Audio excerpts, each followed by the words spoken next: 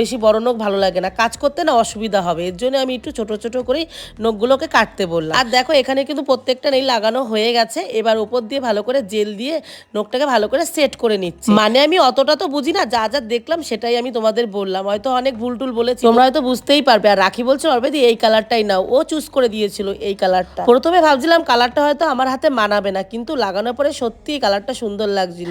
এই দেখো এদিকে কিন্তু আমার নোকে সবকটা কালার লাগানো কমপ্লিট। এবার একটা নোকে উনি একটু গ্লিটার দিয়ে দিচ্ছিল, বলছিল একটা নোকে একটু অন্য কালার যেহেতু দিয়েছি গ্লিটার দিলে বেশি ভালো লাগবে। তারপরে দেখো এখানে উপর দিয়ে একটু উনি জেল জেল দিয়ে দিল, ব্যাস মোটামুটি তো কমপ্লিট। এবার দেখো কত সুন্দর লাগছে নোকটা, তাই না? তোমরাই বলো কেমন লাগছে, আমার কাছে তো কিন্তু বেশ ভালো লেগেছে। আর সিম্পলের মধ্যে কিন্তু নোকটা কিন্তু বেশ ভালোই লাগছিল, তোমরা অবশ্য কমেন্ট করে জানিও কেমন লাগছে। অনেকটা রাত হয়ে গেছিল, তাই রাখি আর নেল এক্সটেনশনটা করলো না, ও বললো আমি আরেকদিন এসে করে যাব। তো তোমাদের ভিডিওটা কেমন লাগলো কমেন্ট করে জানিও, আর ভালো লাগলে কিন্তু লাইক কমেন্ট করে দিও। আজকে কিন্তু টাটা।